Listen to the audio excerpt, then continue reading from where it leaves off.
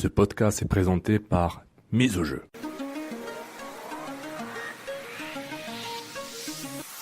Mise au jeu. Gages-tu? Ce podcast est présenté par la microbrasserie La Force du Malte, la bière du 12e joueur.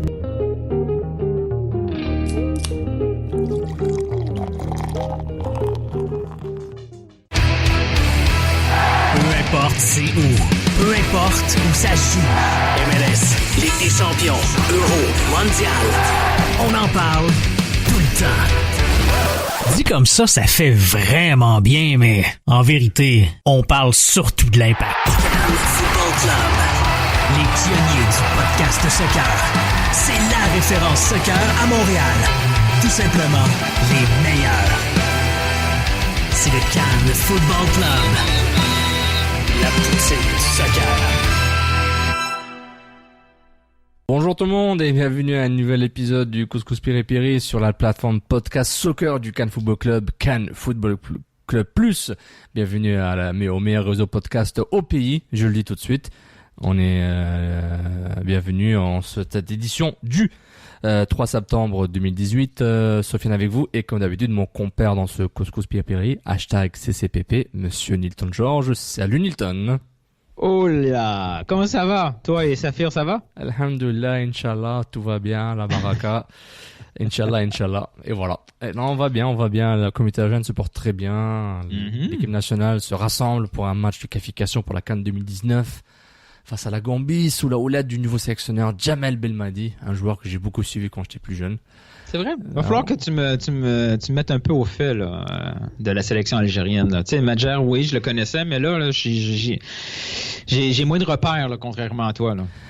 Jamel Belmadi, c'était déjà bienvenue à tout le monde au podcast. Merci à tous nos patrons qui nous supportent et merci à la Force du Malte évidemment, et notre sponsor pour nos émissions. Et bienvenue à tous ceux qui nous suivent sur les réseaux sociaux. Maintenant, qui est Jamel Belmadi? Né le 25 mars 1976. Mais non, c'est précis. Blague à part, c'est un peu comme les joueurs qui sont dans la section, un binational algérien, un Français d'origine algérienne qui est né dans la région parisienne, sur l'île de France, dans une banlieue de Paris, un ailier droit qui a été formé au Paris Saint-Germain notamment, mais il a jamais joué là-bas. Il a surtout fait son nom je pense que c'était à Martigues où il avait commencé professionnellement. Je sais pas si c'était la division 2, division 1. Il avait fait un passage à Marseille. Il s'est fait prêter un peu partout, mais c'est à Marseille où il a fait son nom après un deuxième retour pendant 3 ans, il était un sorte de titulaire à Marseille. Il a fait 1 ou 2 bonnes années relativement, là, parce que Marseille à ce moment-là, c'était pas... Au début des années 2000 à peu près, c'est ça? C'est ça, oui. C'est ça exactement. Il était avec Marseille 2000, je check sa fiche, 2000-2003, c'est ça. Donc c'est un ailier droit, un milieu offensif, pas mauvais, un bon joueur de Ligue 1 dans les années 90-2000, là, genre fin 90, début 2000. Et puis il a jamais été une star. Il a fait une vingtaine de sélections avec l'équipe nationale d'Algérie.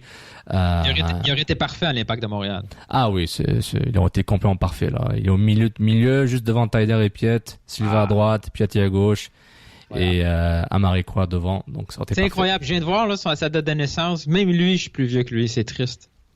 Ouais, mais il a l'air plus vieux que toi. Il perd ses cheveux. Donc c'est ça, c'est un bon vétéran de Ligue 1. Il a joué un peu à Manchester City, pas trop longtemps pour finir sa bosse. Je pense qu'il partait au Moyen-Orient, revenu en Angleterre un peu pour finir en France. Donc voilà, il succède à Rabat Madjer. Il a été sélectionneur après avoir coaché des clubs au Qatar, il a été sélectionneur du Qatar pendant 1 an. Et puis là il se retrouve sélectionneur de l'Algérie, donc c'est un profil très différent. Il n'a pas vraiment l'expérience auquel on est habitué quand un sélectionneur vient dans une sélection nationale, notamment en Afrique, partout en général là. C'est un sorte de pari de la fédération.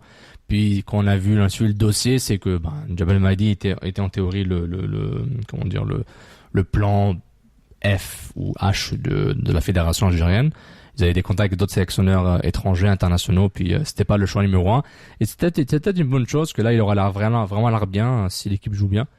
Surtout qu'il y a un très bon effectif avec lui, quoi. On s'entend que le groupe d'Algérie, c'est un groupe relevé, là. Ils sont tout le temps. Leur absence à la Coupe du Monde, c'était comme une anomalie, là. Oui, une anomalie, mais déjà à la Coupe du Monde, se qualifier, c'est difficile. Oui, c'est toujours difficile, surtout en Afrique. Tu fais plusieurs tours de qualification pour ensuite des groupes de la mort où t'as juste une équipe qui passe. Oui, donc, exact. Tu tombes dans le mauvais groupe, ça devient compliqué dès le premier mauvais résultat, là. Exactement. Et puis c'est des joueurs talentueux, que ce soit des binationaux, comme on les appelle, ou des joueurs qui jouent dans le pays. Mais je pense à cette sélection de 25 joueurs, il a pris aucun joueur qui joue dans la ligue locale en ce moment, mais certains sont des joueurs formés en Algérie. Mais c'est intéressant. En théorie, Safir est loin d'avoir une place titulaire. Déjà qu'il est dans le groupe. Oui, mais avec son âge et son talent, a priori, il va dans un groupe élargi. Est-ce qu'il va dans un groupe de 23, disons, dans une Coupe du Monde? On ne sait pas, parce qu'il y a de la compétition. Puis, si vous avez suivi mon tweet, j'ai parlé un peu des références contre qui il se bat au milieu de terrain. C'est Safi Taider, il se bat contre lui-même. Adlan Guedioura, qui s'est blessé, mais il était surtout titulaire à Nottingham Forest en Championship.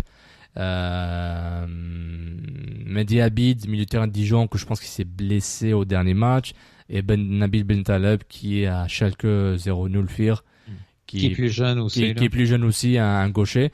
Et donc c'est ça, il y a la compétition, mais encore une fois, est-ce que c'est un 4-4-2 ou 4-3-3 que Benadi va faire? Exact. On verra, mais moi, Taider, dans un groupe, disons, tu fais un groupe de 30, il est là. Un groupe de 25, je pense aussi, parce qu'il a l'expérience, il a le jeu. Il y a la polyvalence aussi, là, on le voit, là, il est capable d'occuper plusieurs rôles. Exactement, et on l'a vu contre les Red Bulls de New York, quand Azira et Piet se sacrifient pour que Taider monte plus haut, ça donne que Taider n'est pas obligé de tout faire en même temps. Donc toutes vos critiques. Intéressant. Ça va être intéressant à suivre, là. Exactement, c'est ça. Et c'est une équipe qui a 7-8 attaquants là, avec le profil offensif. Oui. Mais tu vois, c'est ça que je trouve intéressant avec l'Impact de Montréal. Tu sais, ce qu'on n'avait pas il y a 5 ans. Tu sais, on peinait à suivre la sélection canadienne, déjà qui joue pas beaucoup de matchs, puis quand ils jouent, c'est jamais très très excitant. Là, c'est sur un feed YouTube bizarre qu'on a du mal à voir. Là, on a un peu plus de couverture, on connaît un peu plus ceux qui sont sélectionnés au Canada, mais il n'y a pas juste ça. Tu sais, on s'intéresse aussi à d'autres sélections. À la Coupe du Monde, on avait Zell Miley, on le voyait, on le connaissait, on savait son potentiel. Et Simon, il jouait un peu moins, mais on est surtout en début de carrière à Montréal, on suivait beaucoup la Belgique. Là, on a Safir. Au moins, ça élargit. Le foot, c'est ça qui est bien, même si ça va. Disons que ça va pas bien à Montréal, c'est pas grave. Grâce à Montréal, on peut s'intéresser à d'autres choses. C'est un très bon panel de temps, puis c'est le rattachement avec le joueur à ton club, pour suivre une sélection nationale qui te fait découvrir un autre football. Peut-être, je vais être fan de la Belgique, ou je vais être fan de la Corée du Sud, si t'es un Coréen. Tu fais un lien avec d'autres types de football, d'autres. Et éventuellement, on ne servira plus à rien parce que quand l'Impact de Montréal va te chercher un joueur, on n'aura plus besoin du couscous pour péripérer pour expliquer qui c'est ce joueur parce qu'on va l'avoir vu ailleurs. Exactement.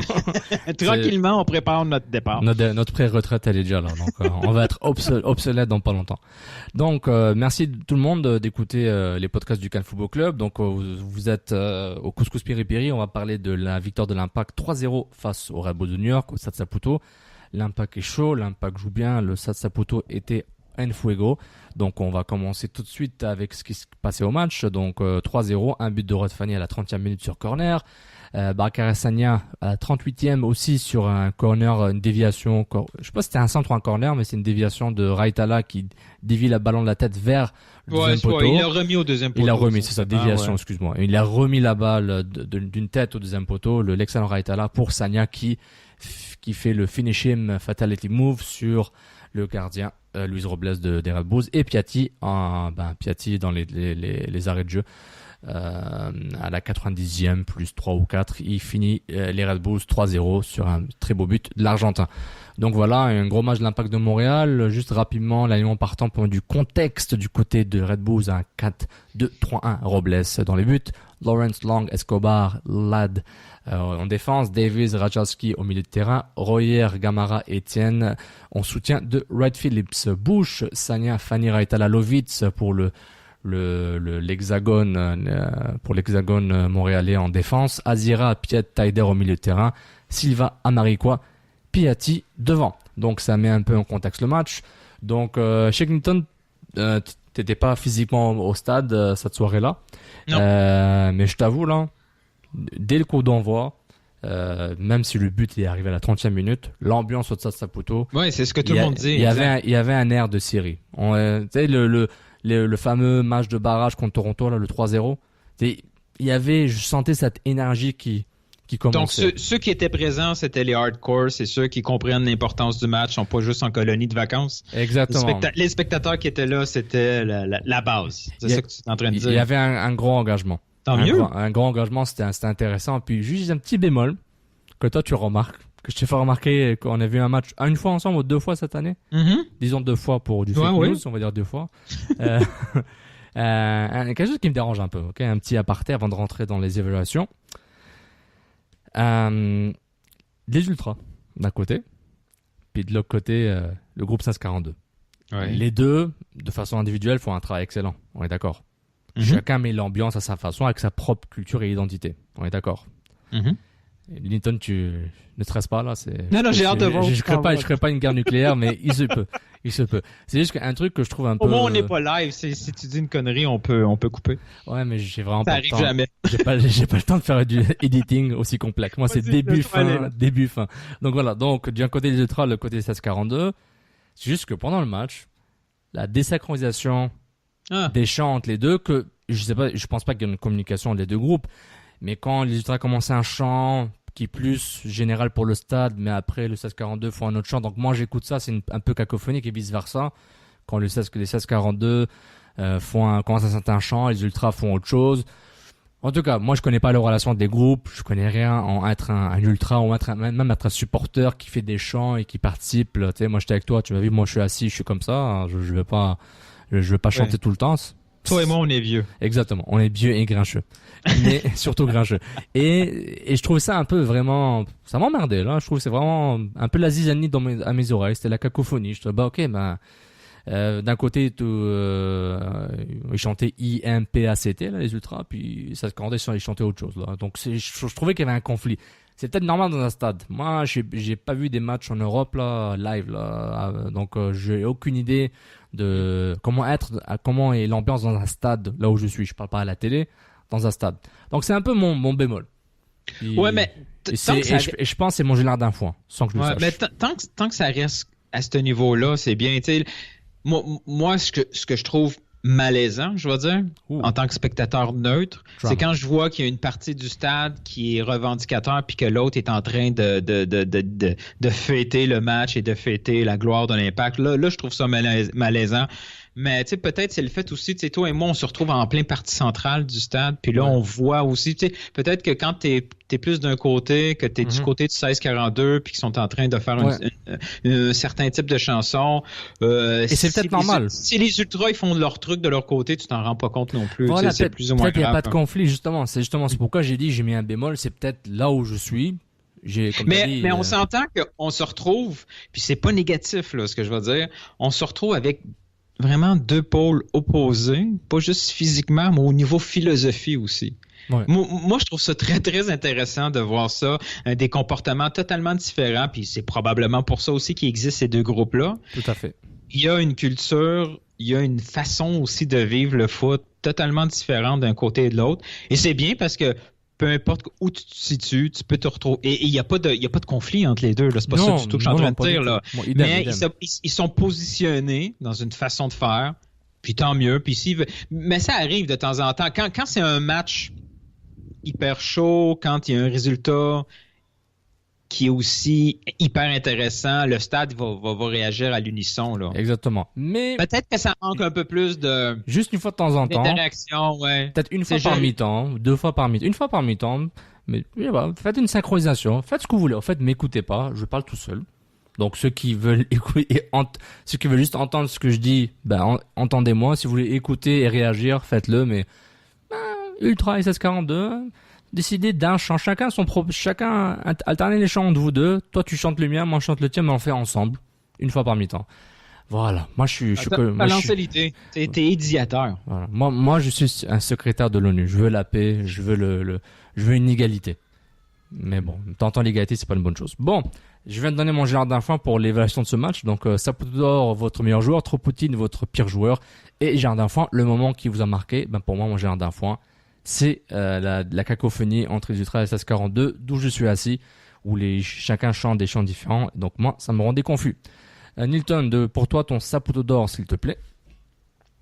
Moi, mon Saputo d'or, c'est pas original, mais peut-être dans ce match-là, ça le devient original. Pour moi, clairement, le Saputo d'or, c'est Piatti, parce que même si les 2 premiers buts viennent des défenseurs, celui qui a provoqué ces 2 buts-là, c'est Piatti. Le but de Sagna, c'est Piatti qui va chercher une faute à la limite d'une simulation, mais il est assez intelligent pour prendre conscience qu'il se retrouve dans un secteur clé pour gagner une faute. Il s'en va au contact, il gagne la faute.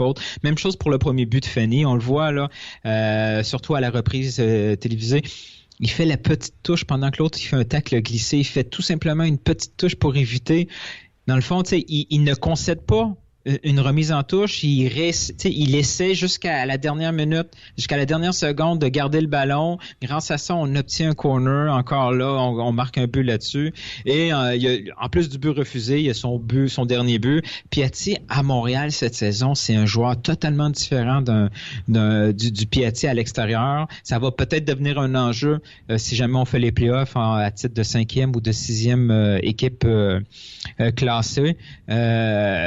Piatti, on veut toujours s'éviter de la nacho-dépendance. Quand on voit que des défenseurs marquent un but, on se dit finalement on est de moins en moins nacho-dépendant, mais non, c'est correct, et c'est correct d'être nacho-Piatti dépendant parce que c'est l'élément déclencheur de tout danger offensif. Puis il est dans le top 5 des buteurs MLS. À part la grande avance de José Martinez, il est très proche des autres attaquants, hein. Donc faut pas faire semblant. Et on l'a vu là. Encore là, on l'a vu, le Nacho Piatti sur le côté gauche versus les 45 premières minutes à Toronto, c'est... Oui, c'est vrai. Et puis le Toronto, c'était son positionnement, mais aussi l'équipe. 30 minutes sont fait manger par Giovinco, puis c'était fini. Donc c'est psychologique. Pour vous rappeler, Martinez 28 buts, il a battu le record MLS en tant que meilleur buteur dans l'histoire de la Ligue sur une saison. Zlatan 16 buts, Wright Phillips 16, Zardez 15 et Piatti 13. Donc Piatti, c'est pas l'attaquant pointe, puis il marque 13 buts quand même. Et c'est lui qui les provoque, ces situations de but, tout seul. Oui, en général, oui. Sauf quand c'est une passe de Tyler, qui est peut-être jamais arrivé, je pense.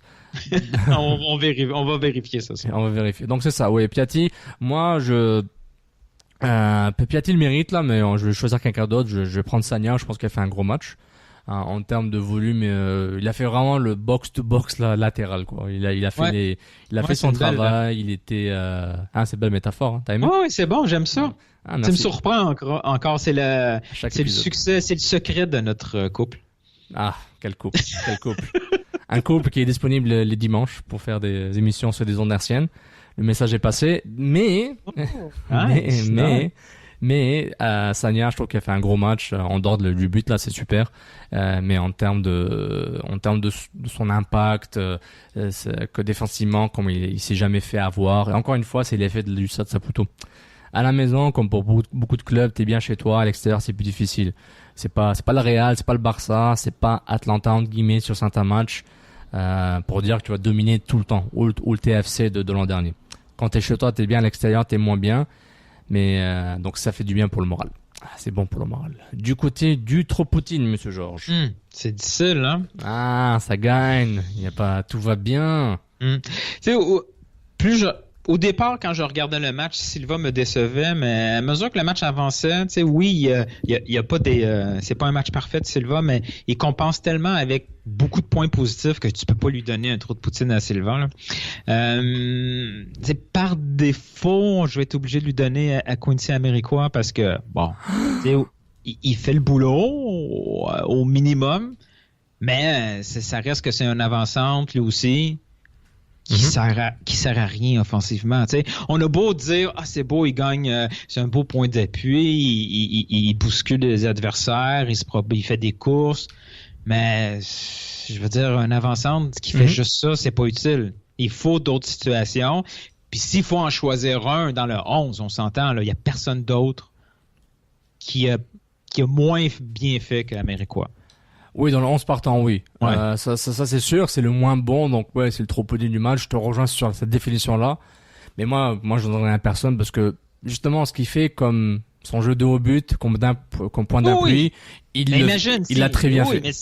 Oui, mais s'il faisait pas ça en plus, ça serait une catastrophe. Là. Oui, c'est vrai. Mais c'est parce que là, on est rendu avec une grille d'évaluation tellement faible. On a enlevé tellement de lignes de nos grilles d'évaluation pour une avancante là, qu'on dit oh wow, il court. Il court, exactement. J'espère qu'il court. Tu sais, je veux dire, si ça reste une avancante où son rôle premier, c'est de provoquer offensivement. Mais le seul hic pour Américois, c'est pas contre lui, mais par rapport à ce qu'il voudrait faire, c'est que l'impact dans l'axe contre les Red Bulls, il y avait pas grand chose. Même s'il y avait Tyder qui jouait très haut, un peu dans l'axe.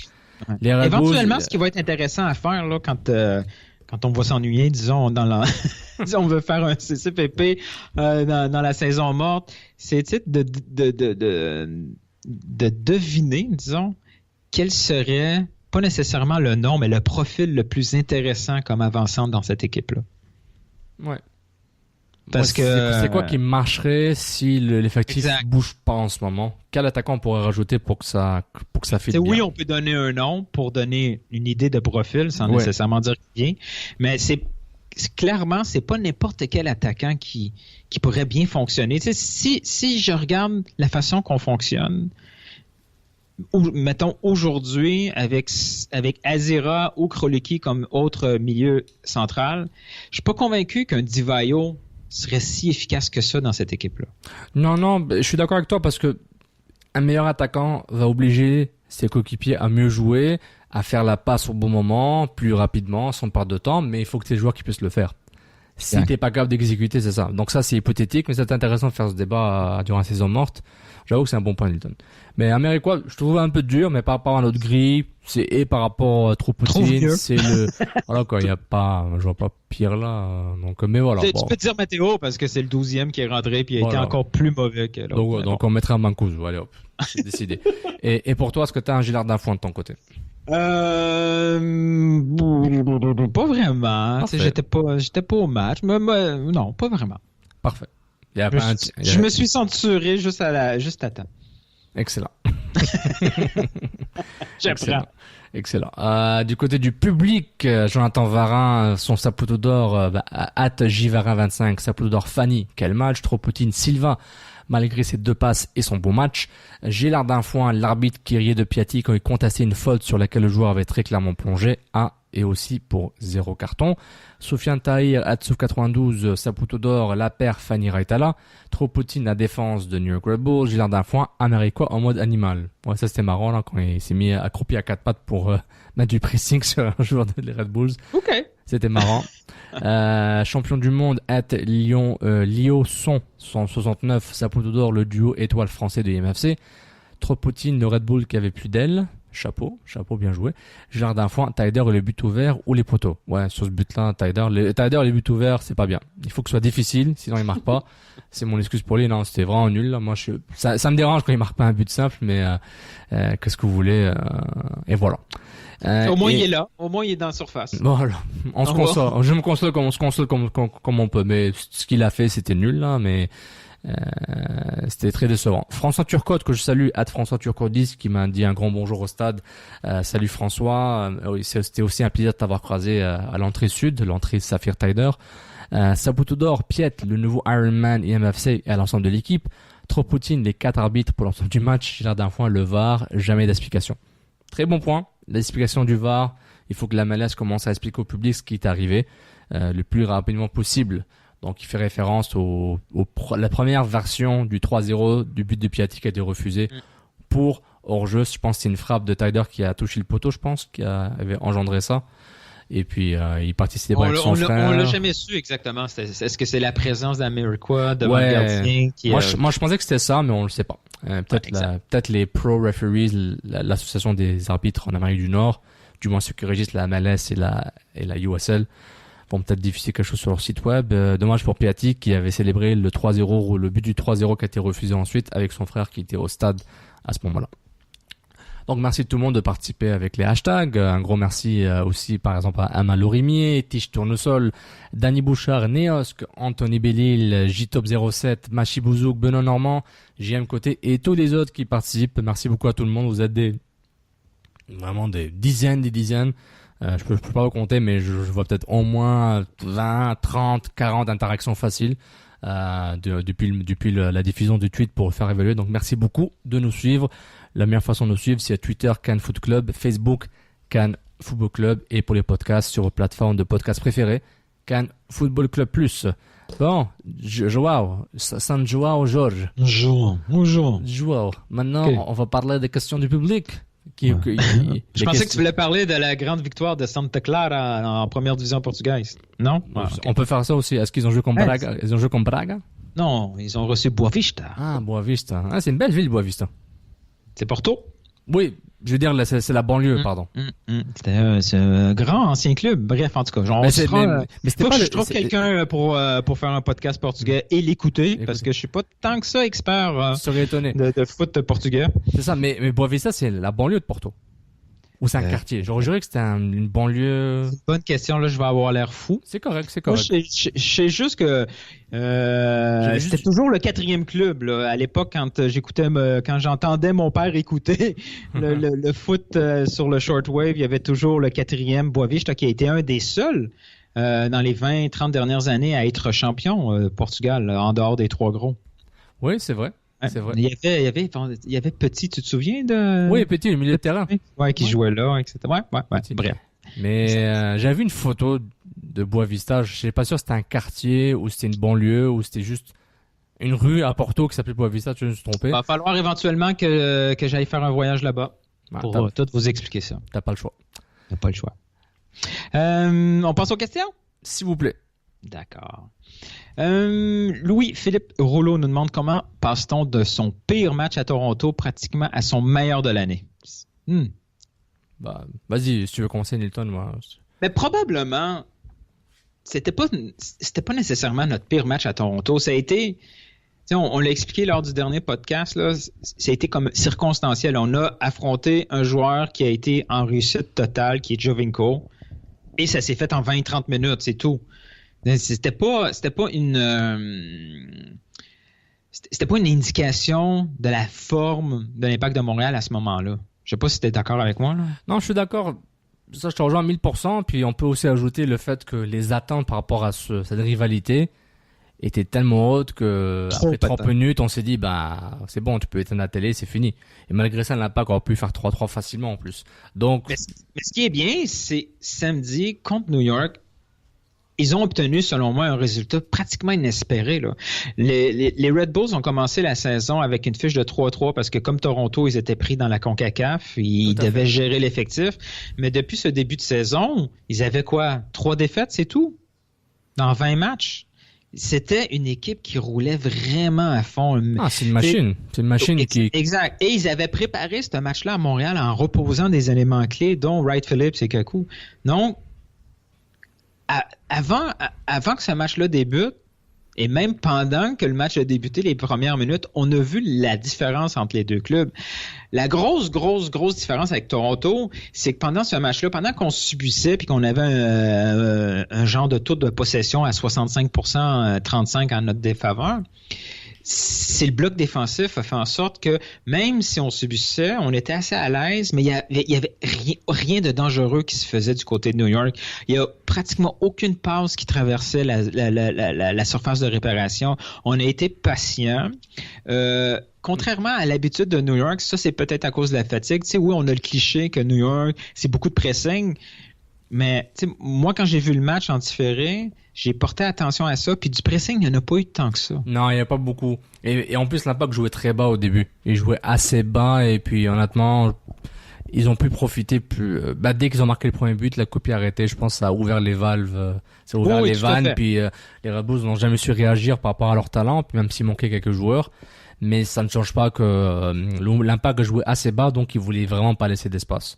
Oui, et la différence, c'est qu'un gars comme Azira, il est beaucoup plus technique qu'un Krolicki, il est beaucoup plus mature, il a l'expérience, donc il était pas en mode panique une fois avec le ballon. Il joue simple. Il joue simple, il joue pratiquement à côté de Piet. Oui, on avait le schéma habituel, mais si on regarde la position moyenne des joueurs, Azera était pratiquement à la même hauteur que Piet. Et ça faisait l'affaire de l'Impact de Montréal. Exactement. Et en plus, le bonus, c'est que... comment dire, pas le bonus, mais ce que je remarque, c'est que Bradley Phillips n'est jamais bon au Stade Saputo. Et c'est rare qu'il m'impressionne au stade. Les Red Bulls ont peut-être jamais gagné au stade. Ils ont peut-être eu. Ça a toujours été bizarrement compliqué pour eux au Stade Olympique. Exactement, c'était jamais intéressant. Puis l'histoire donne raison à ce résultat-là. Mais voilà, c'est Royer, celui qui était un peu plus dangereux à un certain moment, après il s'est éteint, puis Brad Phillips a été menotté par Fanny. Donc il faut et en plus, les joueurs étaient très remontés là. L'Impact là, ils dit la fameuse causerie avant l'entraînement cette semaine, ça on peut parler entre eux. Ils se sont dit bon les gars, c'est bon, on a beaucoup d'expérience dans cet effectif là. Quoi, il y a combien de joueurs qui sont inexpérimentés? Combien il y a quoi? Lovitz peut-être, on peut le considérer inexpérimenté. Non, mais au niveau expérience MLS, il commence à en avoir quand même pas mal. Mais en termes de vécu, quand tu compares à Sagna, Fanny, Bush, qui d'autre, Raitala, bon, plus ou moins expérimenté, Piatti, Silva, Taider, Azari, j'ai déjà oublié son nom. Azari? Oui, c'est ça. Oui, c'est ça, Azari. Donc, il y a du vécu. Donc les seuls gars, les petits jeunes entre guillemets là, c'est Amarikwa puis Lovitz, puis on dirait qu'ils ont 35 ans, comment ils se comportent sur le terrain. Ils ont une certaine maturité. Oui, c'est des gars sérieux. Exact, c'est des gars sérieux sur le terrain. Exactement, surtout pour des pros, c'est normal que tu t'es plus vieux que ton âge là, parce que tu commences à faire ton métier assez jeune. Donc voilà, je trouve que c'est juste l'attitude des joueurs, et puis le pep physique qui a fait ça. Et je trouve que c'est à prendre en compte. Giovinco, il a fait mal rapidement, puis il les a détruits rapidement. C'est ça que fait un joueur comme Giovinco, comme Piatti. Piatti fait la même chose. Il en détruit l'esprit des équipes quand il marquait des buts dans tous les mains à l'extérieur. Donc Giovinco a le droit de le faire aussi. Puis l'Impact était solide. Donc c'était parfait comme ça. Anthony Bellé nous demande lequel entre Sagna, Azera et Amarikwa est devenu le joueur le plus influent dans le jeu collectif. Azera, Sagna, Amarikwa. Je pense que Sagna c'est lui qui va gagner. Sur trio, j'hésitais avec Azira. Ouais. Parce que je trouve Azira, c'est la différence. Parce qu'on passe de Krolicki, c'est pas une attaque à Krolicki, mais on passe de Krolicki à Azira. Krolicki, c'est beaucoup d'énergie sur le terrain, mais des fois mal placé. Azira, il y a autant d'énergie. Il y a autant de kilomètres dans ses jambes, mais c'est des kilomètres qui peuvent être intelligents. Là. Ouais. Mais en plus, on demandait 3 à Krolicki. Et ça, le truc, c'est que aussi Nilton, Taider joue pas aussi haut que ça à chaque fois. Non. Et là, il peut se permettre ça parce qu'Azira va couvrir beaucoup de terrain. Puis il a dit Azira après le match. J'étais dans le vestiaire, il a dit, moi et Piet, notre job, c'était de faire que Taider soit libre devant. Donc c'est ça qu'ils ont fait. Il est habitué à ça aussi. Pas cette saison, mais dans les bonnes années de Colorado, c'est ce qu'il faisait. Ouais. Le président, justement, il y a quelqu'un qui m'avait posé cette question-là. C'est quoi la différence? Et pourquoi Azira, tout d'un coup, s'est retrouvé en USL cette saison? Après quoi? Après une saison seulement. Mais la grosse différence a été un changement total au Colorado. Au Colorado, on a changé d'entraîneur. Ouais. L'entraîneur est arrivé avec sa philosophie, sa façon de jouer, avec il voulait exactement, il a procédé à des changements immenses au Colorado. C'est vrai. Cronin est parti, il formait un duo avec Cronin au milieu et il est parti. Donc, il se retrouve avec... au Colorado, Azira était habitué de jouer de la même façon que Montréal joue, en espèce de 4-3-3, là, peu importe la façon hybride que tu veux. Son rôle à Azira, ça a toujours clair été un milieu défensif qui soit un peu positionné un peu plus haut ou devant sa défensive, peu importe.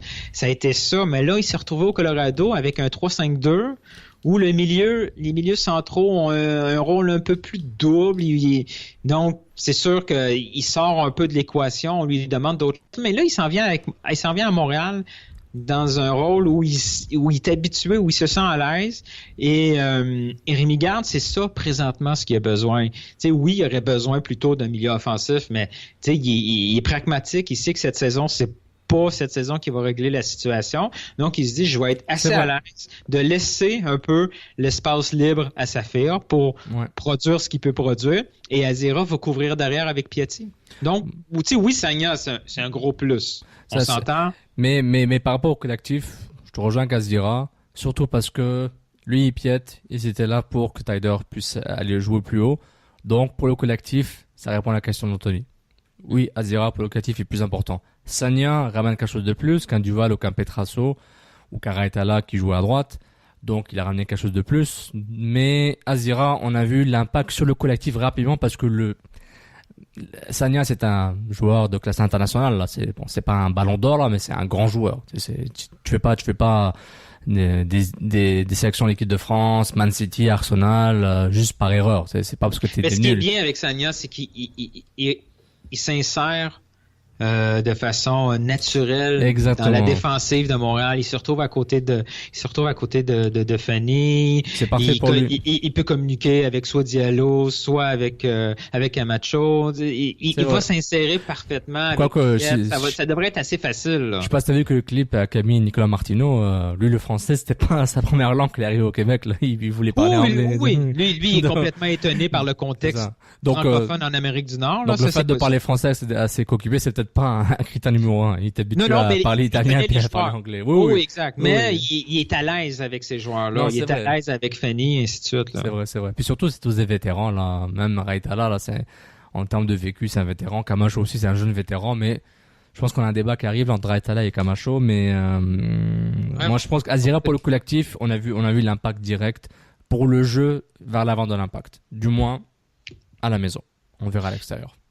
Le débat entre Camacho et Raitala, c'est Jeff Sénéchal qui nous pose cette question-là. C'est tellement des joueurs différents. Hein? Raitala, c'est l'efficacité tranquille, si on veut. Ouais, Raitala, il panique jamais. Voilà, t'as bien résumé ça. Raitala, regarde, Rudy Camacho, je vais faire des métaphores. Attention, accrochez-vous, ok? Rudy Camacho, quand je le vois jouer, soit je suis en train de voir un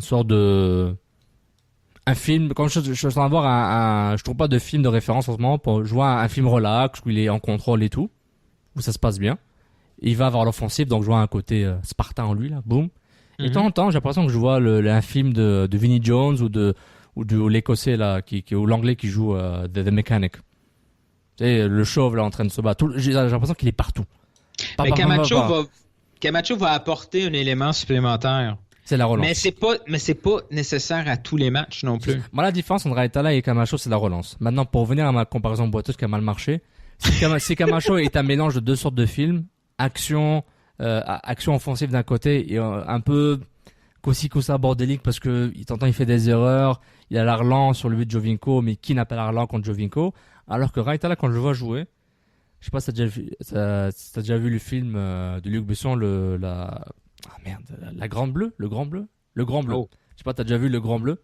C'est un film où c'est des apnéistes là, qui vont sur la mer, donc c'est un film très relax. Quand je vois Raitala, c'est comme si je regardais Le Grand Bleu. T'as une belle musique d'ambiance, tu vois Raitala en slow motion, t'as l'impression qu'il va perdre le ballon mais il va le gagner.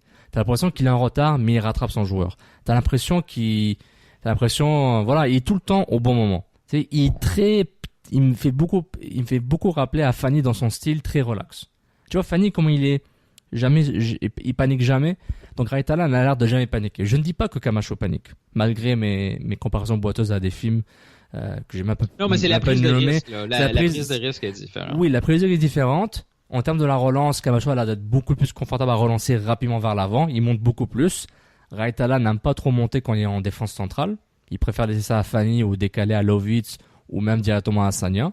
Alors que Camacho, quand on le voit, lui, si dans notre vie on dit il va être milieu de terrain, il va devenir milieu de terrain.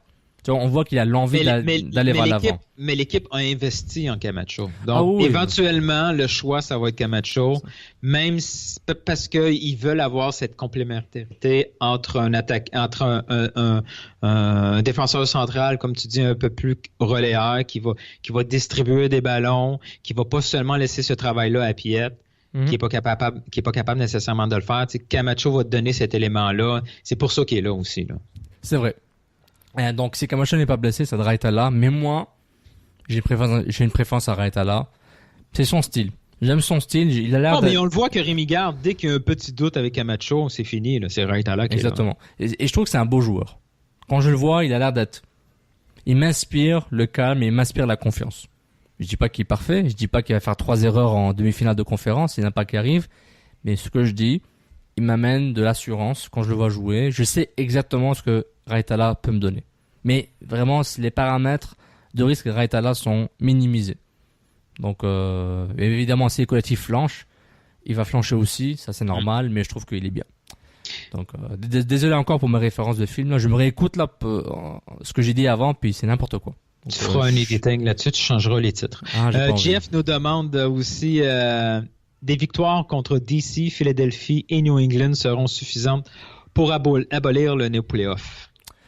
Donc, l'Impact joue contre l'Union le 15 septembre. Et ensuite, il joue contre DC United le 29. Donc, c'est 2 matchs à l'extérieur. Et ensuite, New England, c'était le 28 octobre, aussi à l'extérieur. Mais tu vois, avant de parler de l'Impact de Montréal, là, ça va faire bizarre, là, mais il va falloir parler de DC. Ouais, il faut que DC... Puis, dans la prochaine semaine, il va rattraper 2 matchs en main. DC s'en va à New York City samedi. Et mercredi, ils vont recevoir Minnesota. Déjà là, ça va probablement décider beaucoup de choses. Là. Oui, on va voir si l'Impact peut respirer ou l'Impact doit stresser.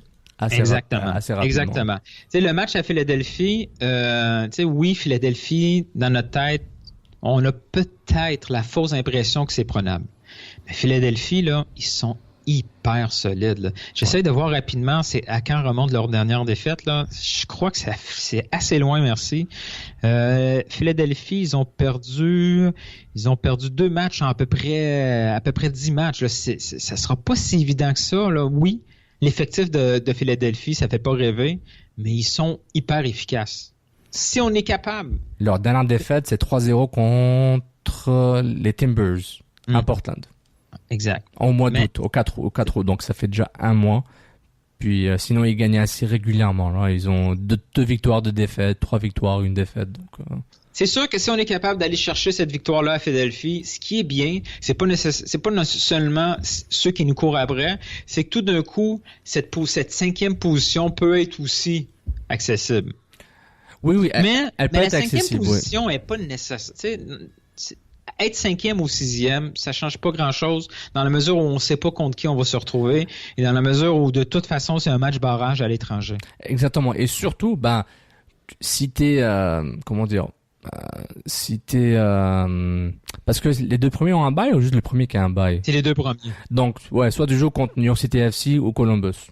Donc, c'est ton choix en assumant que Philly ne monte pas plus.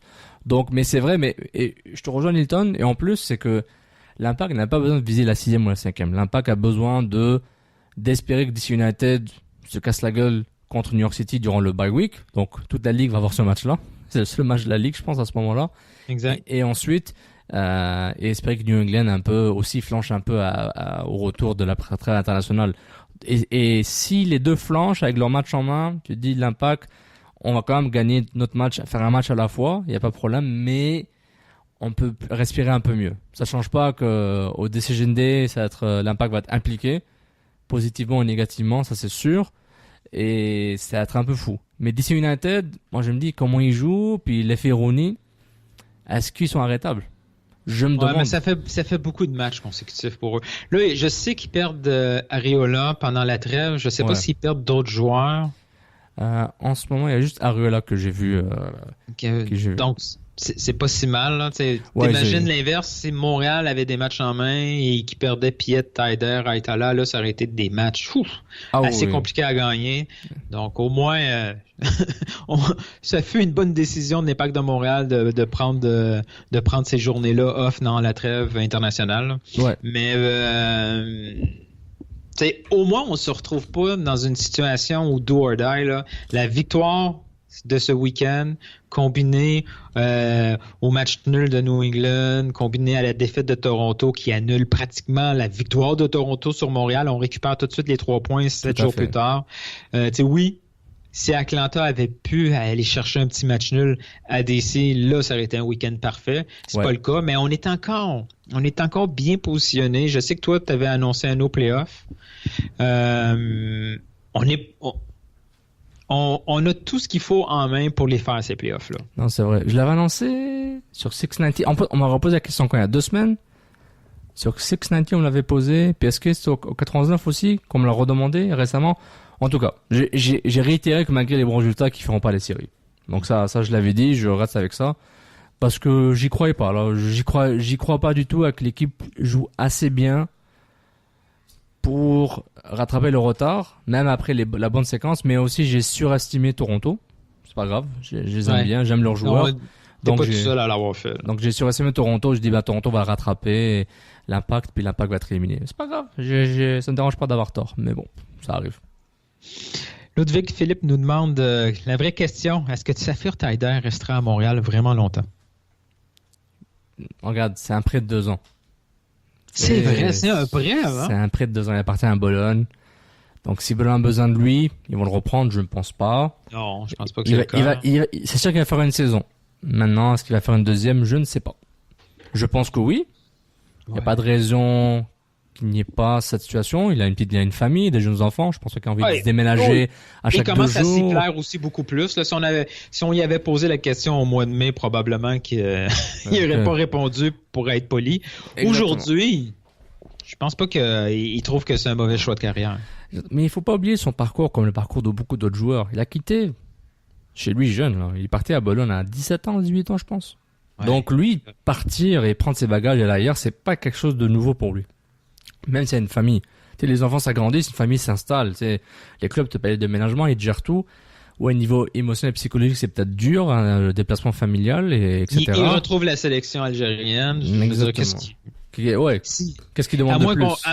À moins que quelqu'un arrive avec un contrat de 2 millions de dollars pour un club européen, c'est sûr qu'il ne dira pas non, mais je vois pas ça arriver non plus. Exactement. Puis on se demande, est-ce que le futur de Safir Taider avec l'impact l'année prochaine et une extension possible dépend du futur de Bologne? Parce que est-ce que Bologne qui veut, on touche du bois pour jouer au Saputo, moi un peu je m'en fous là, mais je vois où tu veux. Je touche du bois pour lui et que l'équipe ne se fasse pas reléguer en série B. Exact. Il se passe quoi avec leurs capitaux Série A qui sont pas avec le club? Parce que c'est sûr que dès qu'une équipe va en Série B, tous les joueurs ont des contrats, t'es relégué, moi je m'en vais, je suis libéré, ou tu peux être transféré. Donc attention, c'est compliqué. Ah non, pas un nouveau drama cet hiver, s'il te plaît. Non, mais de toute façon, ça ne sera pas cet hiver. Ça va être celui d'après. Dr Foot nous pose, comme d'habitude, plein de questions. Une de ces questions, c'est est-ce que Marécoire apporte vraiment plus qu'Oduro? Oui. Ouais. Oui, il faut arrêter. Surtout à cette position-là. Là. C'est ça. Et Dr Foot a dû écrire Mancuso. Ensuite, il a effacé pour mettre Oduro quand il a écrit son tweet. Mais non, regarde. Oduro, je l'aimais bien, moi, mais au moins, garde. Comme avançante, c'est incomparable. Non, c'est incomparable. Aussi titu que garde puisse être, mais c'est pas grave. Il a fait un choix. Oduro l'intéresse pas, puis c'est fini. Il y a pas de stress. Il a fait son choix, il a assumé, puis on passe à autre chose. Américois et Oduro, c'est pas le même métier là. Compare Oduro avec Silva, puis tu vois que Silva c'est beaucoup plus intéressant. Ouais, puis depuis qu'Oduro est à San Jose dans une équipe qui est très très très très ordinaire, il y a pas beaucoup de minutes là. Ouais, exactement. Tu sais, San Jose, ils avaient besoin d'une place là, de remplir un spot, puis San Jose, non, mais le profil est tellement différent. Tu sais, oui, je lui ai donné le trou de poutine un peu par défaut, mais son travail. En dehors de la finition, il a quand même bien fait son travail. Oduro aurait pas pu faire ce genre de travail. Là. Non, puis il faut pas demander ça à Oduro, c'est pas son travail, il sait pas le faire. Américois, il le fait. Donc, il faut pas nécessairement comparer des oranges avec des pommes. Là, c'est pas tout le temps nécessaire. Même si on peut faire l'extrapolation, moi je vois pas de valeur ajoutée. Je comprends les questionnements de Dr Foot, mais je me dis c'est fini là, c'est la vieille histoire. Et de l'année prochaine, garde, il va dégager des joueurs qui peut-être lui-même a pris, ou des vestiges qui restent de l'avant-garde. Puis on aura ces mêmes débats, mais il faut passer à autre chose. Notre collègue Mr. Foot de Foot nous demande est-ce une victoire de l'équipe ou de la tactique de Rémi Garde? Oui, votre analyse de la semaine dernière m'est restée sur l'estomac. On était si chien que ça avec Rémi Garde? Peut-être avec son choix tactique. Bref. Ah bon? Attends, on avait juste dit, genre, mettre Piatti en pointe, tu sais que ça a marché rarement, mais on avait dit qu'il n'y avait pas le choix, donc. Peut-être qu'on avait dit qu'il fallait juste qu'il nous appelle avant. Et qu'on lui dise à l'avance que peut-être ça n'a pas marché, c'est vrai. Non, oublie peut-être. La réunion des joueurs dans l'intimité du vestiaire a-t-elle beaucoup compté? Moi, je pense que c'est un ensemble, Milton. Tout ça vient ensemble. Mais cette réunion-là, on l'a su qu'elle a existé, mais c'est tout. On n'a rien su d'autre. Oui, c'est vrai, mais bon, qu'est-ce que tu veux qu'on fasse, Milton?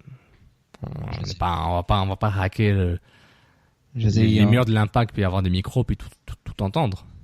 On s'entend que s'il y avait eu un autre club à Montréal avec une réunion d'équipe comme ça où les entraîneurs attendent pendant une demi-heure sur le terrain, on aurait eu un peu plus d'infos. Là. On ne sait pas trop ce qui s'est passé. Ils se sont parlé il y avait des critiques à faire. On n'a aucune espèce d'idée. Peut-être c'était un petit talk pour dire les gars, la saison arrive à la fin, il y a les playoffs pour ceux qui ne savent pas. Il n'y a pas de relégation promotion, puis on y va. Non mais regarde. C'est un ensemble, comme dit Monsieur Foot de Foot. L'attitude avec la tactique et avec la préparation, ça va ensemble. Si un des éléments n'est pas là, ça marchera pas, quoi. Mais j'ai pas vu dans le langage corporel, dans l'intensité du match, j'ai pas vu une différence entre Toronto et ce week-end. Dans les deux cas, c'est pas vrai qu'à Toronto, les joueurs étaient nonchalants. Non, ils ont juste été dominés par un joueur. Voilà, et c'est ça. On avait dit la semaine dernière, qu'on a enregistré, l'effort était là. Il n'y avait pas un manque d'effort. Non. C'est juste oui, Sagna s'est traîné les pieds un peu. Fanny s'est fait aspirer. Mais je veux dire, ils ont été battus par un petit génie de la MLS. Là. Exactement. Puis ça a pris 30 minutes. C'est tout. Honnêtement, ce qui est arrivé au début du match contre Toronto, ça a scié les jambes des joueurs. Ils avaient mentalement, on s'est dit merde, on s'est pris 3 buts aussi rapidement que ça. Mec, psychologiquement, ça fait mal. Mais l'effort, je pense pas qu'on a critiqué l'effort, mais je trouve que avec les joueurs qu'ils avaient. Mais ça a été fait, ça a été beaucoup fait. On a beaucoup critiqué le manque d'effort parce qu'on a pris une claque de 3-0. Oui, j'ai écouté les commentaires, que ce soit à la télé ou à la radio. Je dis ok, bon, j'avais pas vu le match live, du moins la deuxième mi-temps. Je l'ai revu après. Je trouvais que ce qui s'est dit à la radio et à la télé, puisque je joue le match, il n'y avait pas nécessairement une traduction aussi directe pour dire que les joueurs faisaient n'importe quoi. Je pense qu'ils faisaient n'importe quoi parce qu'ils étaient plus dans le match. Puis ils faisaient du rattrapage. Ouais. Donc je trouve que les mêmes attentes qu'on avait par rapport à Toronto, les joueurs qui ont mal joué ont livré cette marchandise. Donc il s'est passé quoi? Pourquoi le même joueur a joué le même rôle mais a mieux réussi? Moi je pense que c'est l'attitude en partie, la préparation, puis la remise en question. C'est tout. C'est Toronto. Le truc c'est que ce qui me dérange quand on fait des analyses, même moi je fais ça aussi un peu, mais j'essaie de l'éviter. Il faut bien que je me remonte un peu le moral là pour me sentir mieux. C'est que il y a quand même 2 équipes sur un terrain. C'est pas l'Impact contre Décon Orange. C'est pas des plots, c'est pas l'entraînement. L'autre équipe, elle existe. C'est du 1 contre 1, c'est du 2 contre 2, c'est des individuels, c'est des passes, c'est des courses, c'est des angles, c'est des instructions qui changent sur le terrain pour s'adapter à l'adversaire. Tout ça, c'est des multifacteurs. Là. Imaginez. Exactement. On dit pas que Fanny a été chanceux de marquer son but parce que son défenseur l'a pas couvert. Là. C'est pas ça qu'on dit, là, nous, quand on regarde le match. Là. Exactement. Il faut voir les 2 revers de la médaille. Il faut voir les 2 vérités ensemble. La vérité de l'adversaire et celle de ton équipe. Puis t'essayes de te mettre dans leur situation. C'était supporters. C'est parfait. Ils étaient nuls, ils ont pas assez joué, ils ont couru moins vite. Parfait, c'est ta conclusion et t'as probablement raison. Mais moi, ce que j'essaie de faire, je pense que tu fais la même chose, c'est qu'on essaie de voir les 2 perspectives. On se dit, pourquoi il a perdu le ballon? Qu'est-ce qui est arrivé? C'est quoi la situation? Est-ce qu'il a fait une mauvaise passe? Oui, ok. Est-ce qu'il a été forcé de faire une mauvaise passe? Est-ce que il y a plein de facteurs. Donc, et les bonnes équipes, c'est ceux qui font le moins d'erreurs possible, qui exécutent leur façon de faire et qui jouent mieux. Jouer mieux, c'est chaque club a sa définition de mieux jouer, de bien jouer. C'est pas juste le Barça, le Real et le Bayern de Munich. Chacun a sa propre façon, mais voilà, quoi. C'est pas l'Impact contre X, là. C'est des joueurs en face. Donc, il faut prendre ça en compte aussi.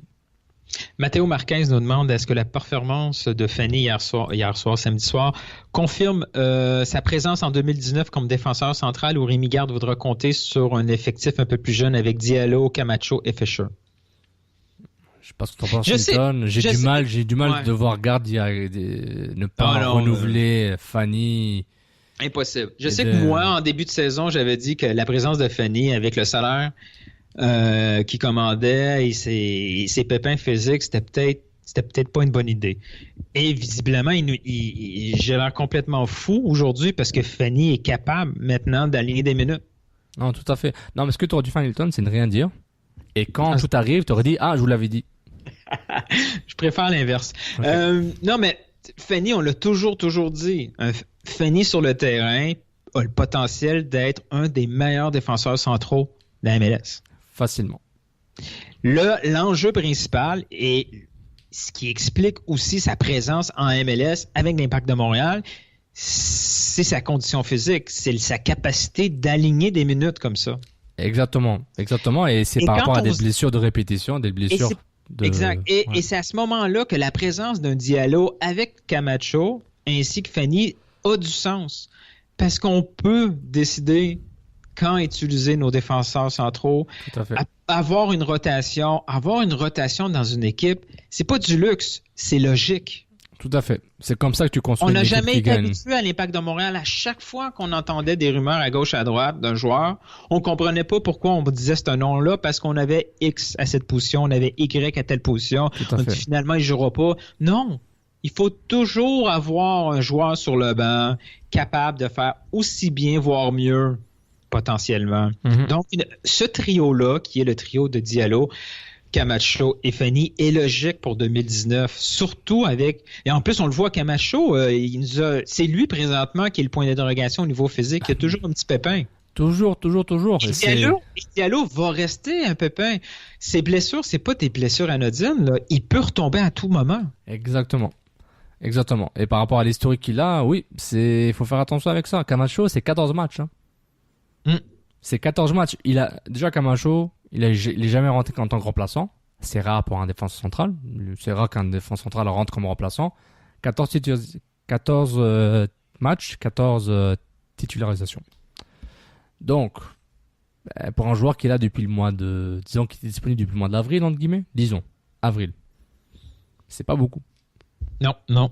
C'est pas beaucoup pour un investissement, pour un transfert de target allocation money, pour un salaire assez haut, pour un salaire qui c'est quasiment du salaire d'épée probablement. Si on se fait sur les fiches PDF du syndicat des joueurs. Donc, est-ce que c'est assez? Moi, j'ai l'impression que non, mais on verra. Mais c'est des blessures à répétition pour un garçon aussi jeune, il y a 27 ans, qui a les mêmes patterns de blessures que des Diallo ou que des Fanny qui sont beaucoup plus vieux. Donc je trouve ça c'est un peu gênant, mais bon. On espère que c'est pas des blessures. Si c'est des blessures musculaires, c'est peut-être récurrent, mais j'espère que c'est rien de grave là, parce que si c'est grave, l'investissement que l'Impact a fait, c'est dommage. C'est surtout pour lui, l'investissement personnel là, de changer sa carrière. Il était bien en Belgique. Là. Il y a rien, personne lui demandait de partir, puis on va voir ce que ça va donner là. Mais son potentiel est intéressant, mais j'en ai un peu marre de voir des blessés souvent, puis on a du mal à voir le potentiel de cette équipe-là entre guillemets. Justement, je pense que je l'ai perdu cette question-là, mais quelqu'un qui nous posait des questions sur la condition, la condition physique, l'endurance, tout ça des joueurs cette saison, qui n'est plus nécessairement un enjeu. Ouais. On la voit aussi la différence. Oui, on a. C'est difficile à savoir qu'est-ce qui est l'ampleur de la vérité ou pas. Là. Quand on a entendu parler de Quincy, il trouvait que les entraînements étaient vraiment très très compliqués, puis qu'il expliquait un peu le fait qu'il soit pas titulaire, qu'il n'était pas habitué à ce rythme. J'ai toujours un peu de misère à avaler ça. Là. Comme quoi, on serait les seuls clubs professionnels dans MLS à avoir des entraînements un peu relevés. Là. L'équipe... Ce qu'on reprochait à l'équipe de Montréal, c'était les blessures. C'était pas nécessairement le fait qu'ils avaient l'air essoufflés. Oui, il y avait des joueurs qui avaient l'air essoufflés, mais il y en a encore aujourd'hui. C'est juste qu'ils jouent pas, ils restent sur le banc, Jason Vargas. L'équipe réussit pas nécessairement avec sa capacité physique. Là. C'est pas ça le principal atout de cette équipe-là. C'est pas la capacité physique. C'est d'autres choses. Là. C'est sa capacité tactique qui s'est améliorée. Oui, c'est vrai. il a pu combiner son schéma tactique, son modèle de jeu, je parle de Rémi Garde, avec l'intensité qu'il recherche des joueurs. Parce que lui, il recherche l'intensité. Il a dit souvent. Il recherche l'intensité, l'exécution. Oui, mais je veux dire, c'est pas eux qui ont créé Alejandro Silva. Là. Lui, il est arrivé déjà top fit. Là. Exactement. Donc, je suis tout à fait d'accord avec toi, Nilton. Et quand on prend ça en compte, on se dit que c'est la synergie qu'on s'attendait. Parce que, encore une fois, Azira, le fait que l'Impact joue mieux, le fait que l'Impact a l'air bien qu'on les rabouse et Azira était là, c'est pas nécessairement une coïncidence. Non, mais lui, il est arrivé avec cette capacité lui-même, là. Il avait cette capacité physique. Tu sais, s'il avait transformé nos joueurs de l'académie en des machines de guerre sur le terrain, là, on aurait vu la différence, là. Ouais. Non, c'est vrai, mais je te rejoins sur ça. Ça, c'est un bon point par rapport aux jeunes de l'Impact. Mais moi, je trouve qu'il y avait des manques quand même. Bon, il y a les manques, il n'y a pas d'attaquant. Il y avait des manques, il n'y a pas trop milieu offensif. Ok, parfait. Mais il y a aussi des manques où les gens n'étaient pas nécessairement ils n'avaient pas nécessairement le bon rôle. Tu vois ce que je veux dire? Donc, si on prend ça en compte. Je dis ça parce que quand je regarde Matteo Mancuso cette saison, il a l'air brûlé plus vite qu'avant.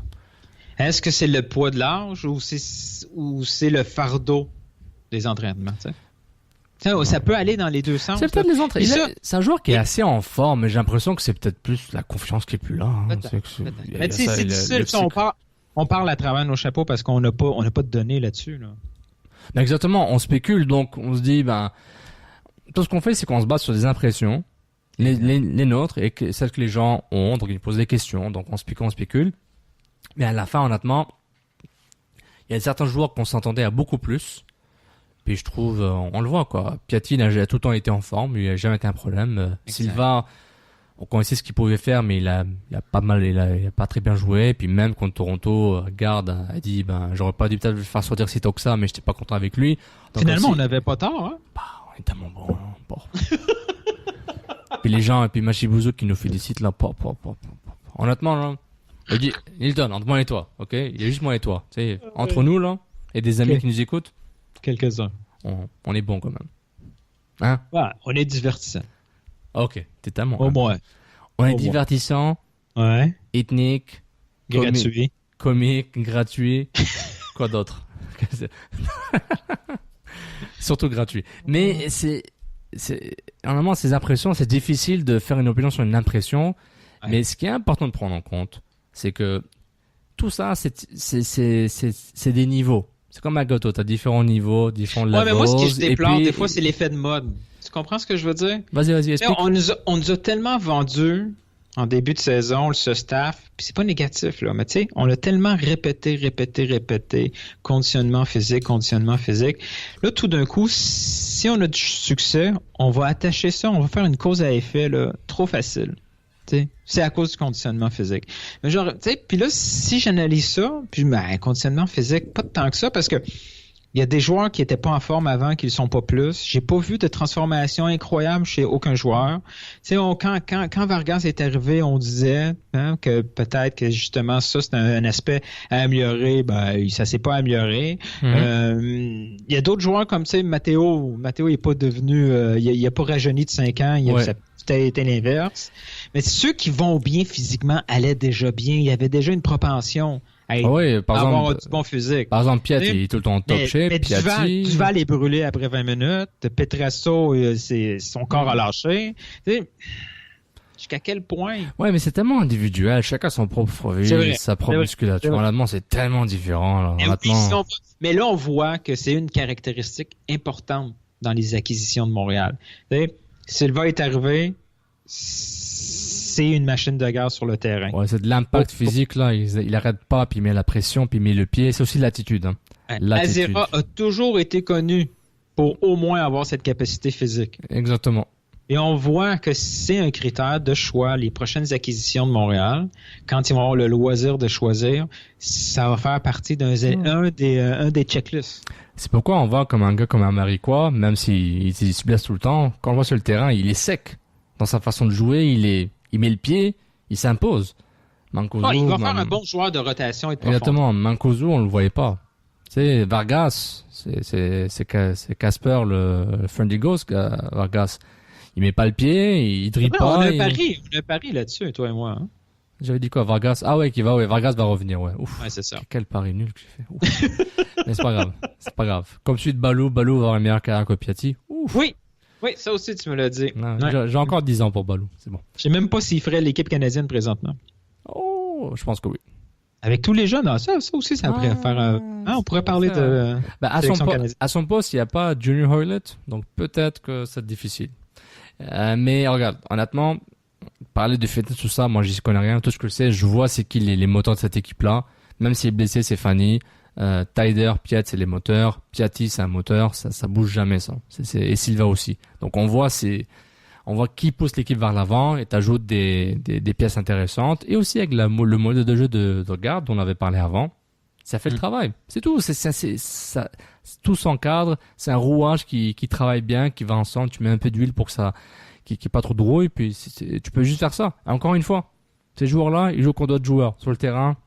La vérité, c'est la vérité, et la vérité est sur le terrain. C'est là où on voit ce qui se passe. C'est quand je blesse tout le temps. Est-ce que c'est une blessure récurrente? Est-ce que c'est l'hygiène de vie? Est-ce que c'est ça? Moi, je ne sais pas. C'est à TMZ Montréal qui existe, ils vont le savoir pour nous. Mais d'ici là, faudrait commencer par aller aux entraînements. Exactement. C'est vrai. Bon, moi, j'ai skippé directement, genre, à l'hygiène de vie direct pour vérifier chaque jour de l'impact. Mais non, c'est vrai. Il paraît qu'il faut être là à l'entraînement de jeudi. Ah, seulement jeudi. Ouais, jeudi, c'est là que ça se passe. Tu vois le schéma, tu vois qui reçoit qui en visite. Tout se passe le jeudi. Je pense qu'on rendu là, on a fait le tour de l'émission. On a fait le tour. Donc voilà. Donc merci tout le monde de nous avoir écoutés sur ce podcast, l'épisode 341 du Can Football Club, l'édition Couscous Piri Piri. Sofiane avec vous. Merci encore une fois, Nilton. Mais merci à toi. C'est moi qui te remercie. Je vais être obligé d'écouter le match de l'Algérie à cause de toi. Désolé les gars. Il y aura des streams partout. Hein. Vous allez en trouver plein. Non, on peut pas. Non, il faut être legit. Ah, c'est vrai. Des streams sur votre, des streams partout. Lego. Oui. DAZN. Ça joue sur DAZN, ça? Non, mais j'en nomme plusieurs, là. Sportsnet, C'est Sport, Bein. C'est quand le match? Est-ce que tu sais par cœur? Samedi, dimanche? Non, il faut que je vérifie. Non, ils ont juste un match, puis il est beaucoup plus... Non, le match est dans 4 jours. Oh. Il est dans 4 jours. Le match est... Attends, je me rappelle. Quand ils sont arrivés, ils étaient à J-5 avant le match. Donc là, on est le 3, c'est le 8. Donc le match va être le 8. Le 8, normalement. Donc voilà. On est le 3, d'accord. On va suivre ça. C'est ça. Donc ils vont être en centre national, c'est Moussa, puis après ils vont aller en Gambie, puis ça va être les 25 sélectionnés, puis on verra ce que ça va donner. Donc voilà, c'est le groupe du 3 au 11 septembre. Donc je pense que le match est le 8 ou le 9. Donc voilà, merci tout le monde d'avoir écouté. N'oubliez pas de vous inscrire à notre plateforme podcast sur votre plateforme préférée. Mettez les mots-clés Can Football Club Plus. Tout ça pour écouter le Point Vendano, le Blaugrana Podcast, le podcast Premier League, les 3 Lions. Évidemment, nous, Couscous Piri Piri. Le nouveau podcast méditerranéen Infocé à Montréal de Adi Raphaël. Le match en main de notre ami Julien Tardif. Et évidemment, MLS Africa Plus, Borat Sports et Rock'n'Roll. Et évidemment, si vous voulez aussi participer à ça, contactez-nous. On ne sait jamais, on a des bonnes idées pour vous. Mais surtout, supportez-nous en nous écoutant. Et supportez-nous sur Patreon, patreon.com/CanFootballClub pour quelques dollars par mois. Vous aider à garder les lumières allumées au CanFC. Nilton, merci encore. Puis à la prochaine tout le monde. Ciao tout le monde. Ciao tout le monde. MLS, Ligue des champions, Euro, Mondial. On en parle tout le temps. Des fois on parle de cuisine, mais pas longtemps. Can Football Club. C'est la référence soccer à Montréal. Tout simplement les meilleurs. C'est le Can Football Club. La poutine du soccer.